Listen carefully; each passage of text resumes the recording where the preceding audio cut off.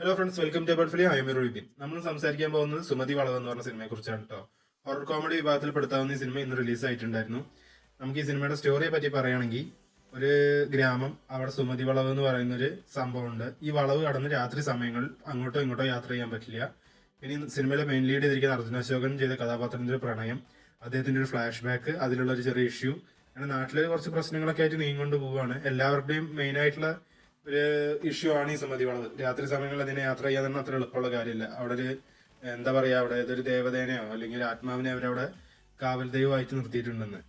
അപ്പൊ അതൊക്കെ അവിടെ നിൽക്കട്ടെ. നമുക്ക് ഈ സിനിമയുടെ ടെക്നിക്കൽ സൈഡിലേക്ക് വരികയാണെങ്കിൽ, വിഷ്ണു ശശിശങ്കറാണ് ഈ സിനിമയുടെ ഡയറക്ടർ. അത്യാവശ്യം ഡീസന്റ് ഡയറക്ഷൻ തന്നെയാണ്. പക്ഷെ ഇദ്ദേഹത്തിന്റെ മുൻചിത്രമായ മാളികപ്പുറം വെച്ച് നോക്കുമ്പോൾ ഇത് അതിന്റെ ഒരു 25% പോലും എത്തിയിട്ടില്ല എന്നുള്ളതാണ് ഒരു സത്യം. കാരണം അത്രയും നമുക്ക് എക്സ്പ്ലോർ ചെയ്യാൻ പറ്റിയ ഒരു സിറ്റുവേഷനാണ് ഈ ഹൊറർ കോമഡി ഫിലിംസ് എന്ന് പറഞ്ഞത്. കാരണം തമിഴിലാണെങ്കിലും ശരി, ഹിന്ദിയിലാണെങ്കിലും ശരി, എല്ലാം അവരെ കലക്കി തേച്ച് ഒട്ടിച്ച് വെച്ചിരിക്കുന്ന ഒരു സംഭവമാണ്. ഇവിടെ വളരെ വിരലെണ്ണാവുന്ന സിനിമകളാണ് വന്ന് ഹിറ്റ് ആയിട്ടുള്ളൂ എന്നുള്ള മറ്റൊരു സത്യം. അപ്പോൾ നല്ലൊരു ഓപ്പണിങ്ങും നല്ലൊരു റീച്ചും കിട്ടാനുള്ള ഒരു സംഭവത്തിനെ ഇവർ വേണ്ട വിധത്തിൽ ഉപയോഗിച്ചില്ല എന്നുള്ളതാണ് എനിക്ക് തോന്നിയത്. അഭിലാഷ് പിള്ളയുടെ സ്റ്റോറി നല്ല രീതിയിൽ അടി വാങ്ങുന്നുണ്ട്. കാരണം എന്താന്ന് വെച്ചാൽ, ഫസ്റ്റ് ഹാഫ് ആണെങ്കിലും ശരി, സെക്കൻഡ് ഹാഫ് ആണെങ്കിലും ശരി, ഒരു ലാഗ് എന്ന് പറയാനല്ല, ഇത് കഥാപാത്രങ്ങളൊന്നും നമുക്ക് അങ്ങോട്ട് കണക്ട് ആവുന്നില്ല എത്ര ആയാലും.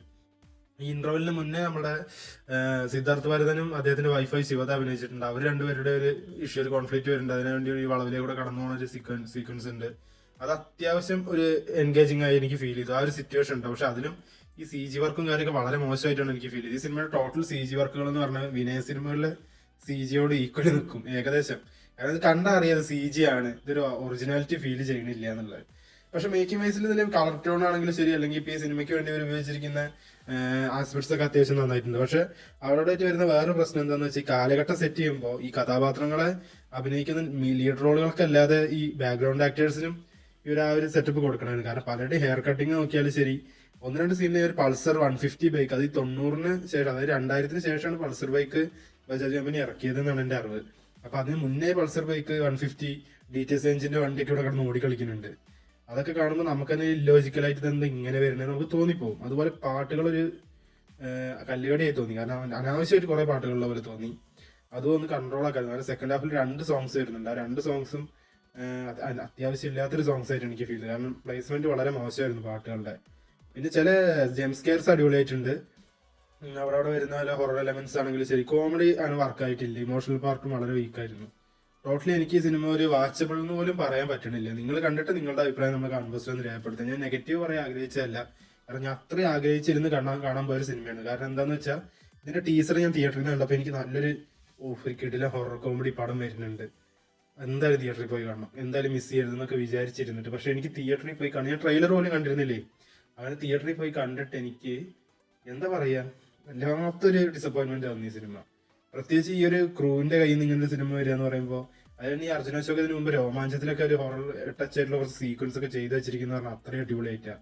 അദ്ദേഹം ഇതുപോലെ കുളമാക്കി വെച്ച് കാണുമ്പോൾ നമുക്കൊരു സങ്കടം തോന്നുന്നുണ്ട്. പല ആക്ടേഴ്സ്, പ്രത്യേകിച്ച് ബാലു വർഗീസ് ഒക്കെ പല സീനിലും ആർട്ടിഫിഷ്യാലിറ്റിയുടെ മരമായിട്ടുണ്ട്.